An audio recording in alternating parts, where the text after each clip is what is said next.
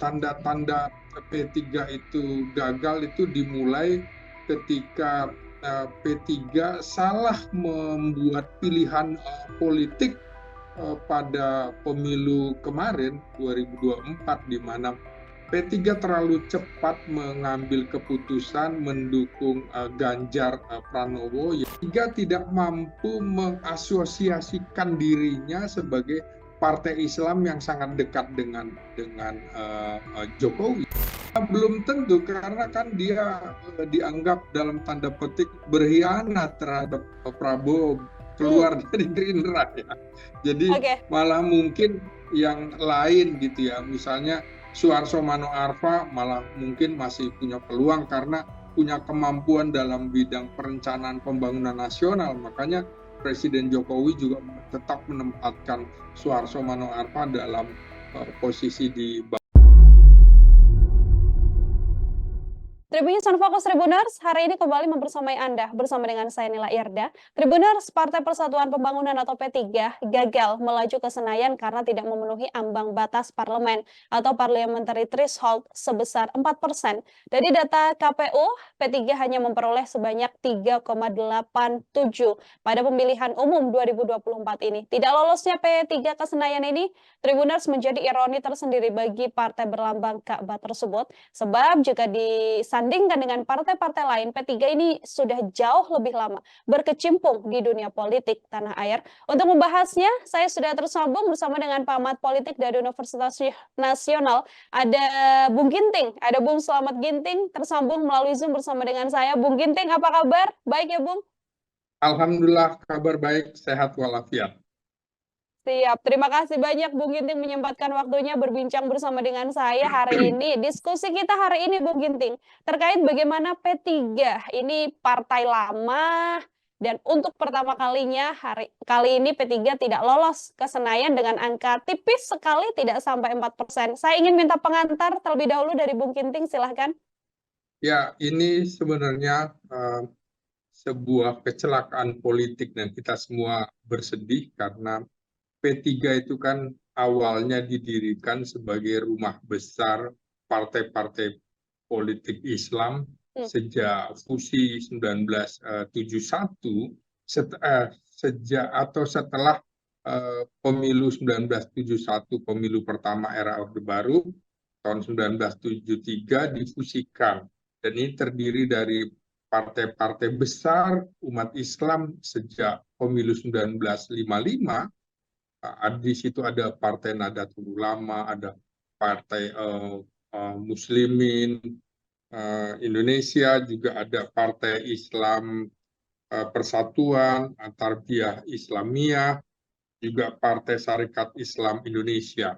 Nah, gagalnya P3 masuk ke Senayan atau ke parlemen, ini sebenarnya tanda-tandanya sudah bisa terjadi, bisa dilihat dari hasil pemilu 5 tahun lalu ketika P3 itu juga nyaris gagal masuk ke Senayan karena hanya memperoleh suara atau persentase 4,52%.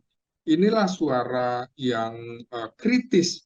Namun menurut saya ada beberapa hal yang membuat P3 gagal ke Senayan. Kita bisa lihat dari perolehan pada 2014 itu Hmm. kan sebenarnya sudah memperoleh 6,53%, dan P3 sesungguhnya pernah juga memiliki perolehan suara cukup besar sekitar 29% pada 1977, di mana P3 menjadi pemenang pemilu di Jakarta waktu itu. Jadi kampiun betul dan ditakuti oleh pemerintahan era Orde Baru. Nah, kita lihat salah satu tanda-tanda P3 itu gagal itu dimulai ketika P3 salah membuat pilihan politik pada pemilu kemarin 2024, di mana P3 terlalu cepat mengambil keputusan mendukung Ganjar Pranowo yang didukung oleh Partai Demokrasi Indonesia Perjuangan. Padahal PDIP tanpa P3 juga sudah bisa mengusung sendiri. Nah, kegagalan ini juga antara lain karena P3 gagal menempatkan Sandiaga Uno sebagai calon wakil presiden mendampingi Ganjar Pranowo. Jadi P3 seperti tidak dianggap dalam koalisi ini. Kita tahu P3 kan jelas konstituennya umat Islam. Nah, mengapa kemudian menjadi pertanyaan? Karena P3 itu lebih banyak kaum Nahdliyin. Mestinya P3 justru konstituennya lebih banyak ke 01 yang mendukung Anies Baswedan dan Muhaimin Iskandar, atau ke Prabowo Subianto, Gibran Rakabuming. Nah, kelihatan sekali kemudian konstituen P3 itu banyak yang lari untuk tidak mendukung Ganjar Pranowo. Ini kekeliruan pilihan politik yang begitu cepat. Waktu itu ada dinamika politik di mana Ganjar Pranowo dicalonkan begitu cepat, 1 hari sebelum Idul Fitri. P3 buru-buru membuat keputusan bergabung dengan PDIP mencalonkan Ganjar.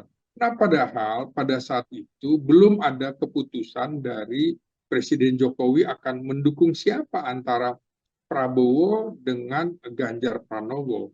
Nah, toh nyata akhirnya PAN dan Golkar yang juga semula akan mendukung Ganjar, tapi melihat arah angin Presiden Jokowi mendukung Prabowo, PAN dan Golkar tidak jadi masuk ke koalisi mendukung PDIP, karena antara lain juga Ketua Umum PDIP seperti meminta kalau mendukung Ganjar harus tanpa syarat, artinya jangan minta posisi calon wakil presiden.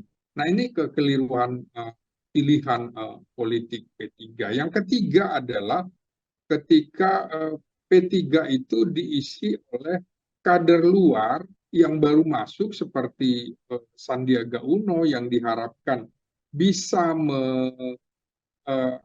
mendulang suara dengan kemampuan ekonomi yang cukup baik dari Sandiaga Uno, tapi ternyata kan juga tidak tercapai. Belum lagi menjelang pemilihan umum ini, dalam setahun 2 tahun ini terjadi pergantian kepemimpinan di P3 dari Suharto Mano Arfa ke Mardiono, dan ini dianggap ilegal juga oleh beberapa kader P3 karena Mardiono ini terpilih bukan lewat forum muktamar atau muktamar luar biasa, hanya lewat Rapimnas, sehingga ini juga membuat kekecewaan konstituen P3. Mereka banyak yang lari. Jadi sudah juga saya prediksi bahwa P3 potensi tidak lolos ke Senayan karena kesalahan-kesalahan mengambil langkah. Belum lagi di Jakarta P3 yang sangat kuat sebenarnya basis Nahdliyinnya karena pernah menang di Jakarta pada Pilkada 2017 lalu. Yang mengherankan adalah P3 justru mendukung Ahok Jarot, bukan mendukung Anies dengan Sandiaga Uno yang cenderung didukung partai-partai Islam. Dampaknya itu tadi, konstituen P3 yang cenderung kental dengan umat Islam karena ini rumah besar umat Islam, pelan-pelan meninggalkan P3.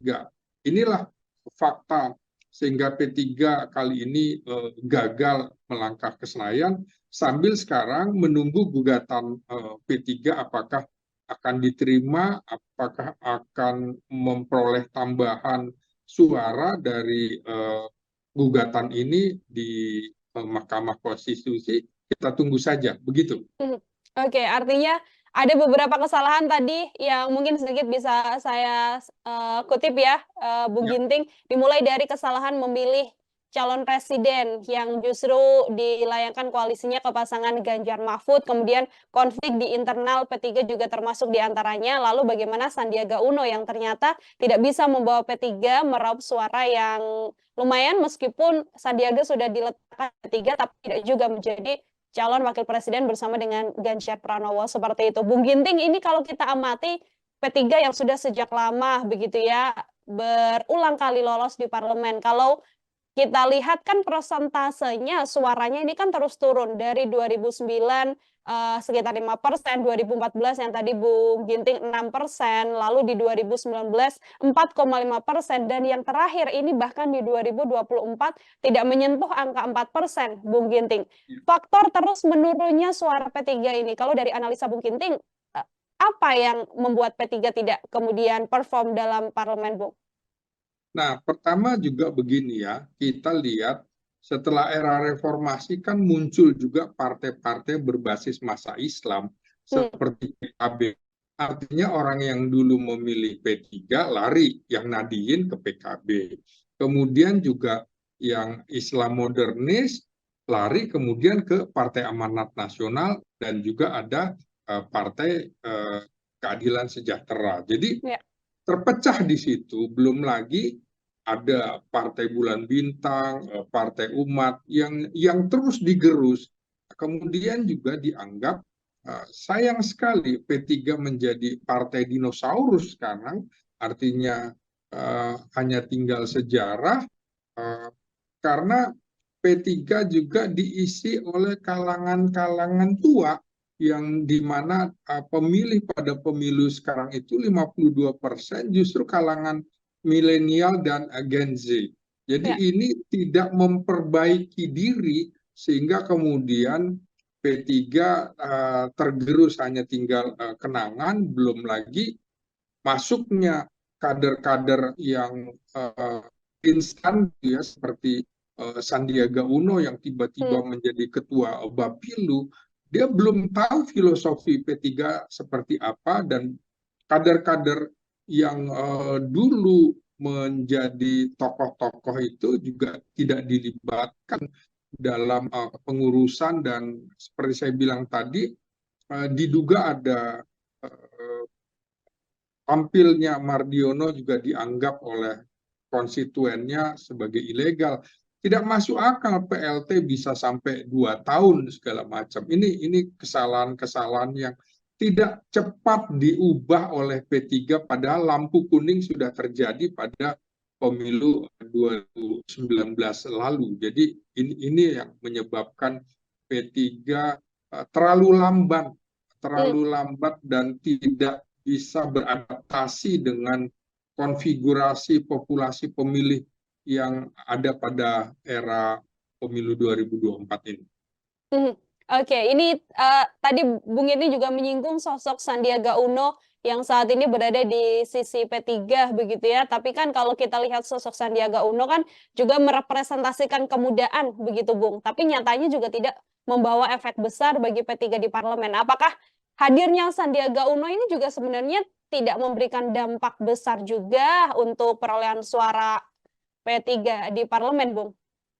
Ya, artinya kan kalau kita mau evaluasi lagi bahwa kehadiran Sandiaga Uno secara instan tiba-tiba dan juga menjadi ketua Bapilu, Badan Pemenangan Pemilu, ini bisa dianggap gagal. Ini kemudian kegagalan ini juga menjadi tanggung jawab Mardiono ketika kemudian juga yang menjadi persoalan adalah bagaimana P3 selama 10 tahun mendukung pemerintahan Presiden Jokowi ternyata tidak memperoleh efek ekor jas dari keunggulan Jokowi yang mendapatkan tingkat kepuasan 75-80%, tidak berdampak sekali sama P3. Artinya memang P3 tidak mampu mengasosiasikan dirinya sebagai partai Islam yang sangat dekat dengan Jokowi. Padahal kalau kita melihat bahwa ada PKB, ada PAN. Nah, PAN ini kan juga dalam dua Pilpres 2014-2019 toh tidak mendukung Jokowi, justru mendukung Prabowo, tapi tetap suaranya konsisten sekitar 7%. P3 seharusnya jauh lebih besar dari itu. Menurut saya ini yang harus segera dibenahi. Belum kiamat sebenarnya bagi P3 karena masih ada kesempatan modal sosial yang sekarang dimiliki 3,8 ini masih bisa diubah asal P3 mau melakukan perubahan-perubahan fundamental, termasuk bagaimana mengisi formasi di Dewan Pimpinan Pusat, termasuk juga harus bisa merangkul kalangan muda. Ini kan tokoh-tokoh tua, jadi seperti Ya. koran itu koran-koran masa lampau begitu, sehingga orang tidak mau bergabung ke P3. Sayap-sayap pemudanya juga tidak jalan, padahal dulu P3 itu misalnya di akhir pemilu Orde Baru itu mendapat dukungan yang luar biasa. Orang yang semula mendukung PDI pun hengkang ke, ke P3. Nah, ini kan juga nostalgia P3 ingin bergabung dengan P3 mendukung Ganjar, ingin bernostalgia seperti bagaimana Megawati berpasangan dengan Hamzahas menjadi presiden dan wakil presiden, tapi konteks sekarang kan berbeda. Dulu itu karena dilakukan pemilihannya di MPR, kan ini sekarang pemilihan langsung, ini yang tidak dibaca dengan jernih oleh pengurus pusat P3 begitu. Oke, dari awal sudah strategi dimulai dari meletakkan sosok Sandiaga Uno, memutuskan untuk memilih Ganjar Pranowo dan juga Mahfud MD, dan menjauhi kelompoknya yang memang base-nya adalah Nahdliyin dan sebagainya, seperti itu ya, Bung. Bung Ginting, ini P3 mengucapkan selamat ke Prabowo Gibran di kondisi PDIP atau koalisi di 03 ini masih kekeh untuk membawa kasus ini ke Mahkamah Konstitusi. Apakah ada sinyal tertentu kalau dari analisa Ya, Bung Ginting dengan ucapan selamat ini? tentu P3 harus realistis. Kalau kemudian menjadi oposisi, ya dia bergabung dengan pemerintahan Jokowi aja hasilnya seperti ini. Apalagi kemudian dia beroposisi. Kan butuh biaya untuk membiayai konstituennya. Seperti saya bilang juga tadi di awal, di 2017 kekeliruan P3 ketika di awal pertama mendukung pasangan AHY Silviana Murni, kalah di putaran pertama. Di putaran kedua, publik juga bingung ketika P3 justru mendukung Ahok yang kemudian dalam perjalanannya juga divonis oleh pengadilan sebagai penista agama. Ini yang kemudian ditinggalkan oleh umat. Jadi kenapa justru mendukung yang tidak didukung umat Islam secara besar sesuai dengan fakta hukum, ya, bukan fakta politik. Ini yang P3 salah baca ini dalam sejak 2017 sampai 2024 ini. Artinya selama 7 tahun ini ketika salah membaca peta politik, ya hasilnya seperti ini. Nah, bagaimana dengan pernyataan P3 itu kan jelas Sandiaga Uno juga memberikan sinyal bahwa P3 kelihatannya tidak akan dalam tanda petik mendukung hak angket dan tidak akan lagi bersama PDIP, karena juga di koalisi itu seperti tidak dianggap sama sekali kan, tiba-tiba bukan Sandiaga Uno tapi Mahfud MD, padahal Sandiaga Uno itu kalau lihat elektabilitasnya adalah yang paling tinggi dibanding yang lain-lain. Jadi keinginan Sandiaga Uno pindah dari Gerindra ke P3 karena ingin mendapatkan tiket wakil presiden, tapi ternyata P3 tidak dianggap dan hasilnya seperti itu, sama sekali tidak memperoleh efek apapun dari situ. Belum lagi saya bilang tadi di Jawa Timur porak-poranda karena itu menjadi kekuatan Prabowo yang didukung oleh tokoh-tokoh NU seperti misalnya Khofifah, kemudian juga di 01 kan ada tokoh NU Muhaimin Iskandar. Jadi ini yang kemudian P3 lagi-lagi salah dalam melakukan strategi politik begitu. Artinya peluang besar untuk kemudian bergabung ke koalisi pemerintahan Prabowo Gibran nantinya ini adalah jalan satu-satunya yang mungkin bisa ditempuh P3 untuk memperbaiki apa yang salah ini, Bung? Atau hal apa? Betul. Ini jalan pintas barangkali P3 untuk kemudian merecovery kekeliruannya. Dia harus tetap bisa bergabung dalam pemerintahan. Saya kira Prabowo juga kemungkinan akan memberikan tempat bagi P3 dan ini kan bagian dari sejarah politik Indonesia. Sayang kalau P3 menjadi dinosaurus politik di Indonesia.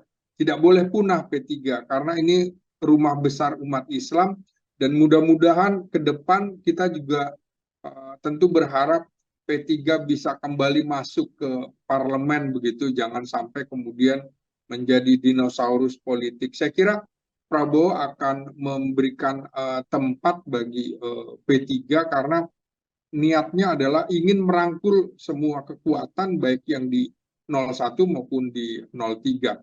Jadi saya melihat P3 peluangnya besar untuk masuk dalam koalisi pemerintahan Prabowo Subianto dan Gibran Rakabuming karena sebelumnya kan tergabung dalam koalisi Indonesia Maju tapi hengkang ke 03 seperti juga PKB yang tadinya di Indonesia Maju hengkang ke 01.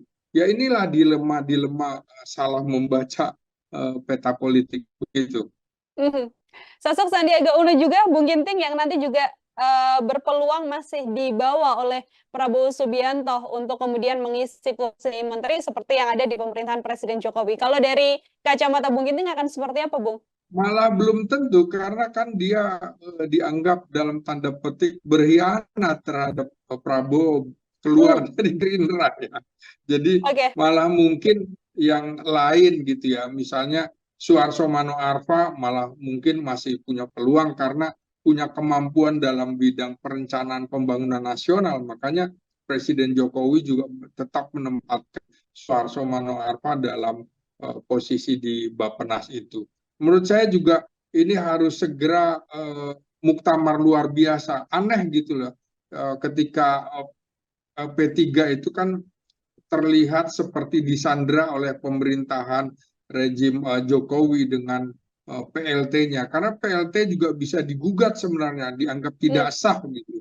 Nah, faktanya seperti ini. Jadi menurut saya dalam waktu dekat akan ada muktamar luar biasa P3 dan juga saya optimis bahwa Presiden terpilih Prabowo Subianto akan merangkul P3. Paling enggak ada satu kursi untuk P3. Itu prediksi saya, Mbak Nila. Ya.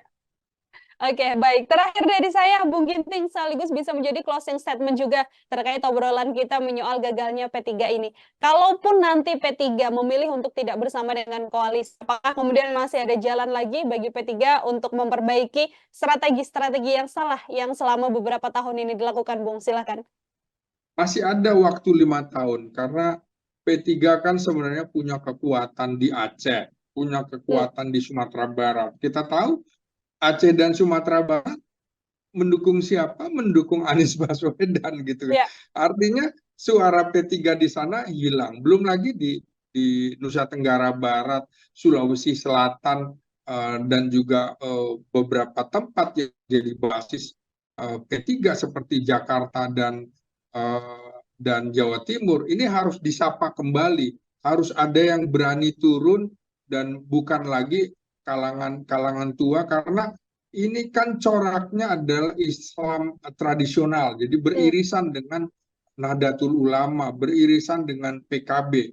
Saya kira tokoh-tokoh kiai-kiai tradisional, kiai-kiai sepuh P3 juga bisa kembali ditampilkan, selain kemudian mengajak kaum muda membuat program-program yang Islam yang lebih dekat dengan kalangan muda, bukan lagi kemudian hanya buat rumah bagi tokoh Islam tua di P3. Saya yakin P3 masih bisa recovery dan saya doakan barangkali juga supaya P3 tetap bersemangat untuk mengambil peran bahwa kita tetap membutuhkan partai Islam, karena Islam dan nasionalis itu seperti koin mata uang, tidak bisa dilepaskan.